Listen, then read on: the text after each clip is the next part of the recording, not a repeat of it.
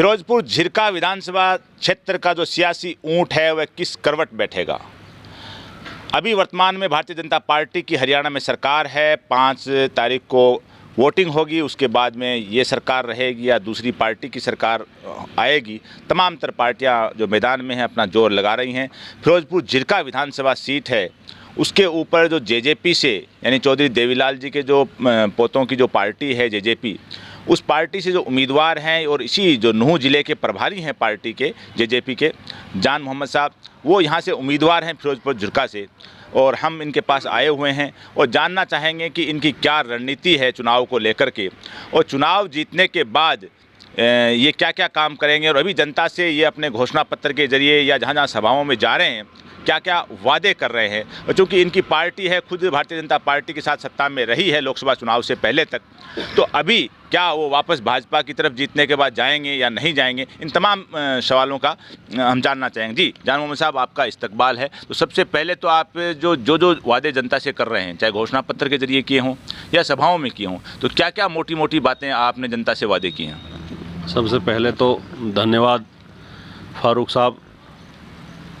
जनता से तो हमारे यही वादे हैं जी, जो हमारे कामों की तो यही जी, सुबह से गिनवाऊंगा शाम हो जाएगी जी। बाढ़ लगी पड़ी, काम ही ना हुआ कुछ। जो काम आज से 30 साल पहले हो जाने वो पेंडिंग पड़े हैं। आज भी हम बुनियादी ज़रूरतन के लिए लड़ रहे हैं। तो इंशाल्लाह हमारी सरकार बनेगी। सबसे पहले तो हमारा यूँ है काम, जो हमारे ही जो कुछ पैसा दिल्ली को वाला, हाँ वे गुड़गांव जावा सहूलतन के लिए, फैसिलिटी के लिए, वहाँ हॉस्पिटल के लिए खास तौर से है जी, खास तौर से हॉस्पिटल के काम से, हॉस्पिटल के काम से भी, सोने के लिए भी वो यहाँ वहाँ नहीं जाएंगे। सारी हॉस्पिटल सुख सुविधा मेवात में रहेंगी। यहाँ का विकास गुड़गांव की तरफ पे होगा। हमसे महज 40 किलोमीटर है गुड़गांव फरीदाबाद, हम वहाँ जाना ना पड़ेगा। ये जो गुड़गांव और फरीदाबाद में जो विकास हुआ है वो भी हरियाणा के पार्ट हैं, वैसा ही विकास आप फिरोजपुर झिरका में यहाँ नूंह के इस इलाके में करेंगे? बेशक करेंगे जी, काम करेंगे। काम किया भी है, पीछे काम पे विश्वास है। जान मोहम्मद साहब, जो मेवात के हाल हैं गांव की सड़कों का, चाहे किसी भी एरिया में चले जाओ, पुन्हाना की तरफ चले जाओ, नूंह की तरफ चले जाओ, ये जो हतिन की तरफ चले जाओ, आपकी फिरोजपुर झिरका गाँव की जो सड़कों की हालत बहुत ख़राब है। इसकी वजह क्या है? ये अनदेखी क्यों कर रही हैं सरकारें इस एरिया को लेकर के? भाई सरकार बीजेपी का तो मन नहीं मेवात में काम कराने का, कभी सोच ही नहीं उसकी। तो दूसरा हमारे यहाँ से विधायक है, उसने ठेकेदारी करी है जी, अपना मिक्सिंग प्लांट लगा रखा, वो कमीशन लेवे। अगर आप उसके प्लांट पे से माल लेंगे तो ठीक है, दूसरे पे से लेंगे तो कमीशन लेता है। उसने बीजेपी में साँठ-गाँठ कर रखी, अपनी वोट जिला परिषद की बीजेपी के लिए दी, ठेकेदारी करी 5 साल। वो विनाश की तरफ लेगा मेवात है तो विकास के बजाय। तो अपने क्षेत्र में जो आपकी पार्टी है जेजेपी, उससे जो गठबंधन है चंद्रशेखर आज़ाद जो रावण जो सांसद हैं उनकी पार्टी का, तो उन्होंने भी कोई सभाएं की हैं या कोई दौरा है उनका? 22 तारीख को सोहना में की थी जी चंद्रशेखर रावण जी ने सभा। बहुत अच्छा उत्साह था उसमें, अच्छी क्राउड थी। तो उसने मैसेज दिया था, हम तीनों कैंडिडेट बुलाए थे पुन्हाना से, अताउल्ला खान, नूहवाड़ा में, तो उसने मैसेज भी दिया है। और उम्मीद है 2 तारीख की बात चल रही है, 2 तारीख को एक रोड शो होगा नगीना से फिरोजपुर झिरका तक। उसमें चंद्रशेखर रावण जी आएंगे और भी पार्टी के पदाधिकारी आएंगे बड़े बड़े। अच्छा, ये जो भारतीय जनता पार्टी भी मैदान में है, कांग्रेस भी है, जाहिर सी बात सब अपनी अपनी कोशिश कर रहे हैं जीतने की, आप भी कर रहे हैं, तो आपकी पार्टी और आप भारतीय जनता पार्टी और कांग्रेस से अलग कैसे हैं? यानी ऐसे क्या मुद्दे हैं जो वो मतलब उनसे आप अलग दिखना चाह रहे हैं जनता के बीच में कि हमें अगर आप वोट देंगे तो हम ये करवाएंगे उन दोनों पार्टियों से? वे तो देख लीजिए बरतली पब्लिक ने, उनसे तो विश्वास उठगा। अब तो हमारी एक ऐसी पार्टी है, जिस दिन प्रदेश का मुख्यमंत्री दुष्यंत चौटाला होगा, सबसे पहले मेवात का विकास होगा। इसी परिवार ने मेवात में काम किया है। यही परिवार एक ऐसा परिवार है जो मेवात से भेदभाव नहीं करता। जब जब मेवात को जरूरत पड़ी है इस परिवार की, ये परिवार आगे आया है।